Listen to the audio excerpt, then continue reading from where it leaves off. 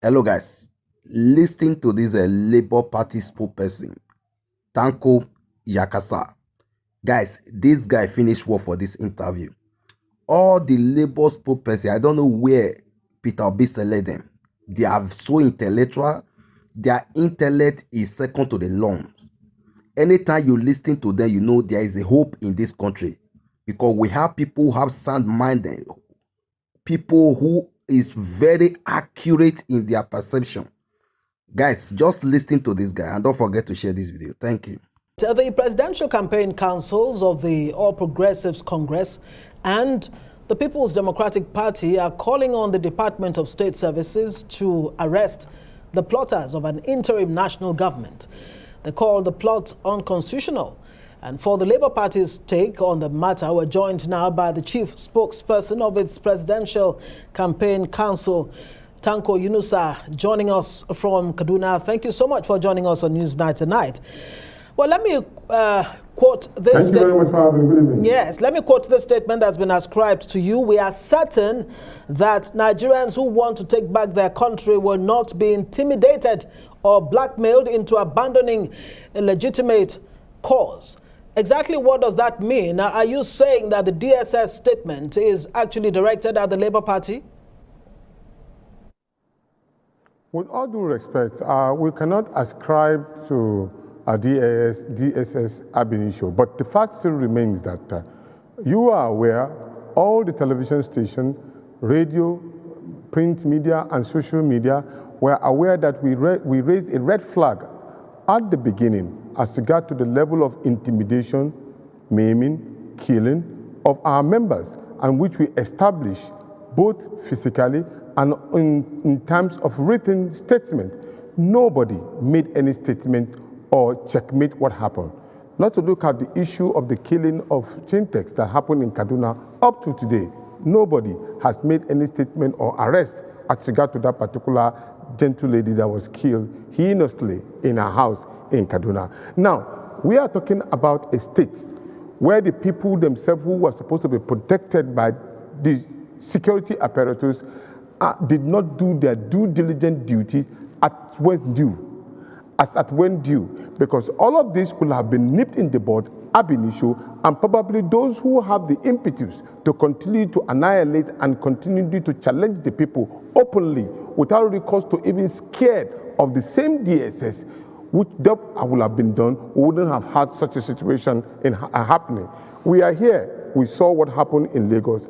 MC Oluomo was making a statement annihilating and actually ethnically segregating some certain part of this country from to vote at an elections. Now, if those particular statement was ascribed to my region, for example, as a Hausa man, what would have happened? Probably somebody would have already arrested me of making that particular statement. But that person was not even asked a question. What it ended up being said was that maybe he was joking about it. But here we are. The people now have risen up without no input of our leaders in the first place, and said, look, this is our collective matrimony. We have worked tough and thin to ensure we vote for the right person.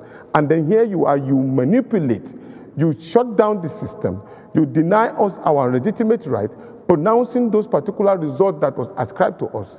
For crying out loud, for the first time in this country, people travel from London, America, and other parts of this country because INEC gave them hope that their election will be pronounced and counted accordingly.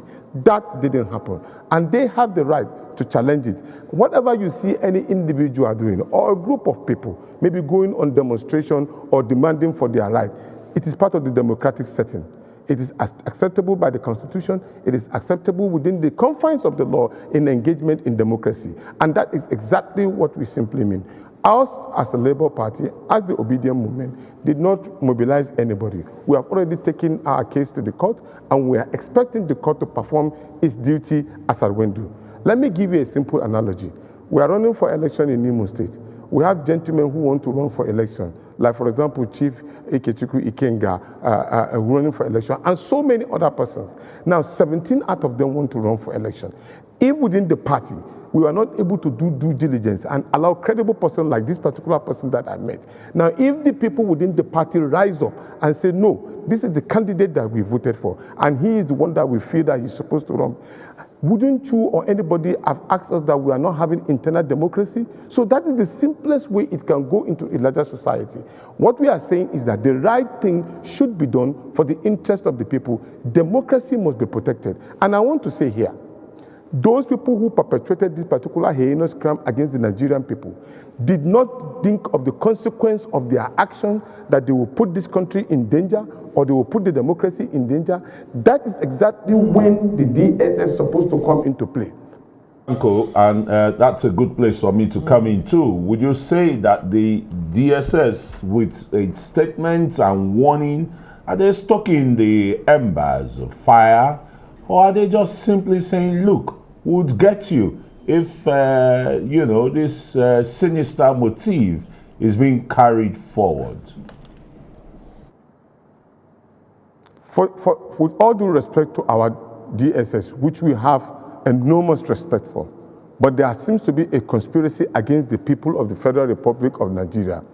We have seen practically where a policeman is standing and somebody was sharing money, which is completely negate the provisions of the Electoral Act.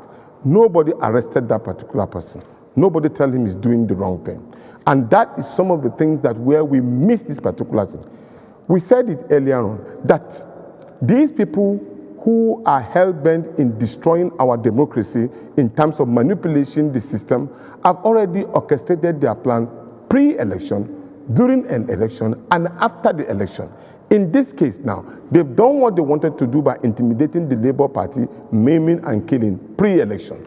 During election, they ensured that they took the ballot papers, they deny us of the actual result being pasted and being announced on real time by INEC. That was during election. Now, post-election, the issue of when we've already allocated these particular positions to you or the vote for you, you can go to court.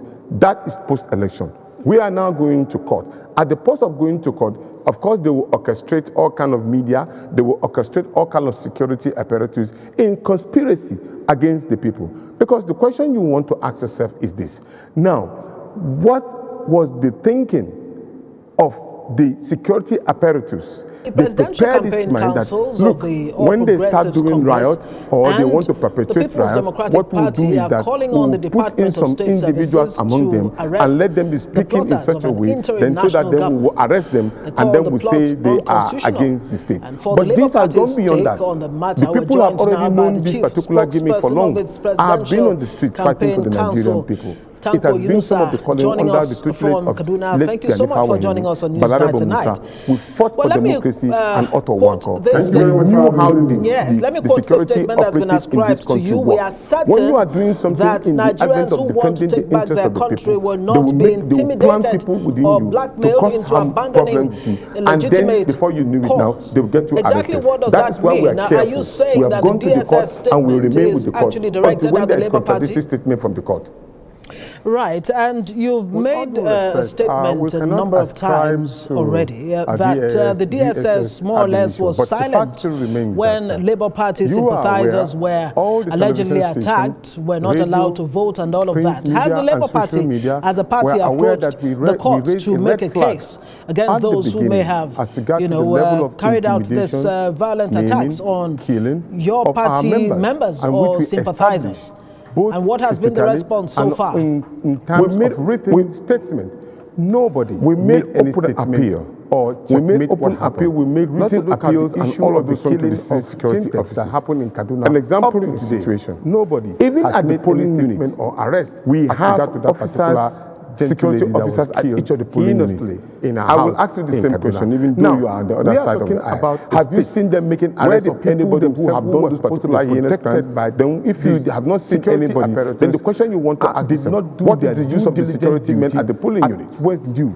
What are they supposed to do? Due, because all of this that is their work, but they didn't do it. And a lot of money was already being apportioned to those particular security men to annihilate and that the sanctity of the vote is being protected. But that didn't happen. Without recourse to any what do you expect the people to do? DSS, they are expecting that the state will protect them based on the fact that they are taxpayers. But that didn't happen. We saw and now here they are. They've come out now to ventilate their anger. Constitutionally and actually within the ambience of the law, now you are making names and then you are intimidating them and saying that if they are going to cause an election, they didn't say they are going to cause. If nobody said it's going to cause, only listen to my region. They are making an agitation. This is our cry. What would have happened? We are expecting the state security or the all security officers who are supposed to be responsible to us as a people, not to them in government. The people first. All right, Tanko. Yes, indeed, the people first. The people now have risen up to be what without the no president input of our leaders in the first place, and said, look, this is our collective matrimony. We have worked tough and thin to ensure we vote for the right person. And then here you are, you manipulate. You shut down the system. You deny us our legitimate right, pronouncing those particular results that was ascribed to us. For crying out loud, for the first time in this country, people travel from London, America, and other parts of this country because INEC gave them hope that there's going to be an election for equity must come with clean hands. All we are saying is that we are not satisfied to challenge the process that announces him as the president-elect, and we are challenging that particular process or demanding for their right. The problem is this: if we continue to meander and maneuver and pamper some of these particular mistakes that we continue to do, we will not get it right as a people. So our presidential candidate has said, if you are to be called excellent, mobilize you must come through an excellent case to the court. I will tell you something. The court to perform when we operationalize the option, let me give you a simple analogy. It was very, very clear. We are running for election. If 10 people were killed or accredited who want to run for election, if 6 people voted for Chief and 4 people vote for B, the result will be announced. So many other the announcement of the result will tally with the total number of accredited voters. If within the party, that contest from both sides will know that you have lost the election. It's just like a football match. When the umpire performs the party rise up and say, no, you can only the candidate that we voted for, and the other person that we feel that and congratulate you, and both of you can go in and drink kununzaki that we are not having internal democracy. So that is the simplest way it can alive, as the case may be. But when you know the right thing at that point in time, for the interest of the 6 people were supposed to be protected, and I want to say for we are now being announced for voting for B against the Nigerian people. The voting for did not B is now being announced for voting for A. That how do you form a correlation with that? And you expect that particular candidate to be happy and then go and pamper and pat the other person in the back and say, don't worry, we can go and form a national government or a government of unity. You cannot form a government of unity when you come to a false Are they stuck in the embers of fire? You can only do that when you know that you defeated your other person fair and square. And what we are saying is that the moment we can do all of this, then we are on the right way to progress and Nigeria can move forward. All of our leaders, with all due respect to our Dubai, enjoy going to Saudi Arabia, enjoy going to America, and there seems to be a conspiracy against the people of law is allowed to travel and move forward. We have seen to establish practical. That is why a policeman is less practice that in and somebody was sharing money, and that's a good place to leave it. Thank you very much, Tanko. Yunusa is the spokesperson of the Labour Party Presidential Campaign Council. And that is some of the things that where we meet this particular. We said it earlier on that these